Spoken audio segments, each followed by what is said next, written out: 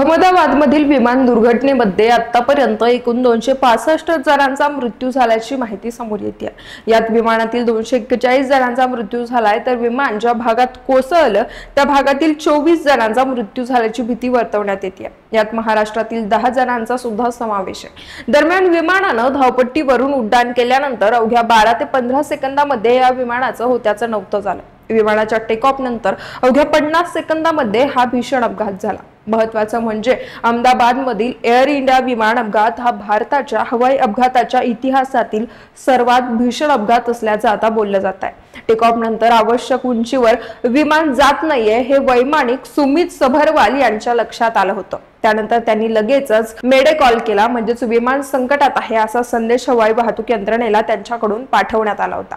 पण कोणतीही मदत मिळण्याच्या आतच सगळा खेळ अवघ्या 50 सेकंदात संपला। पण विमानाचा अपघात नेमका का झाला याचं नेमकं कारण समजू शकलेलं नाहीये। मात्र या दुर्घटनेची 4 संभाव्य कारणं आता व्यक्त केली जात आहेत। पहिलं कारण म्हणजे विमानाच्या दोन्ही इंजिनात एकाच वेळी बिघाड झाला असू शकतो। त्यानंतर लँडिंग गिअर टाकता आला नसावा, ज्यामुळे लँडिंग गिअर वेग कमी करतो। त्यानंतरचं कारण म्हणजे कदाचित पक्षाची विमानाला धडक बसली असावी।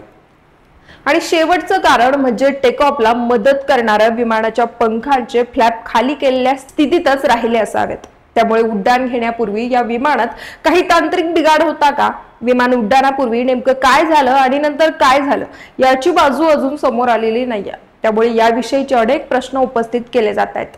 त्यातच आता कॉन्फिगरेशन एरर हा शब्द आता फार ऐकायला येतोय। पण कॉन्फिगरेशन एरर म्हणजे नक्की काय आणि त्यामुळे नक्की काय होतं आता ते बघूयात। तर टेक ऑफ वेळी जर कॉन्फिगरेशन एरर असेल तर विमान अपघात होण्याची दाट शक्यता असते। उड्डाणावेळी कॉन्फिगरेशन एरर होत असेल तर त्याचा सरळ अर्थ असा आहे की विमानाच्या सेटिंग मध्ये काहीतरी मोठी चूक आहे। यातील सोयी सुविधाच नाही तर विमान उड्डाणासाठीच्या तांत्रिक गोष्टींमध्ये सुद्धा अडचणी येतात आणि या चुका वेगवेगळ्या प्रकारच्या असू शकतात।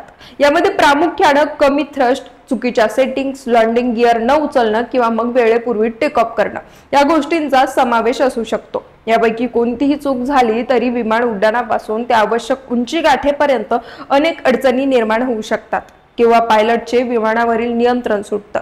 त्यामुळे विमान अपघाताची शक्यता जास्त वाढते। पण आता अहमदाबाद विमान अपघाताचं कारण आता ब्लॅक बॉक्स उघडू शकतो असं बोललं जात आहे। पण ब्लॅक बॉक्स नक्की आहे काय, तर प्रत्येक विमानात नारंगी रंगाची 2 उपकरणं असतात। त्यात पहिलं उपकरण हे फ्लाइट डेटा रेकॉर्डर ही असतं, जे विमानाची उंची, वेग, इंजिनची स्थिती आणि पायलटने केलेली प्रत्येक तांत्रिक क्रियेची नोंद ठेवतं।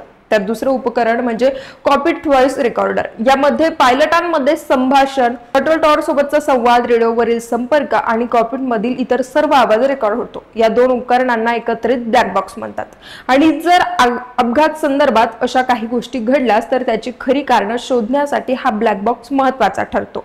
तर आता अहमदाबाद विमान अपघातात आणखी कुठली कारणं समोर येतात ती जाणून घेण्यासाठी मॉडर्न मीडियाला सबस्क्राइब करा आणि हा व्हिडिओ तुम्हाला नक्की कसा वाटला कमेंट करून नक्की कळवा।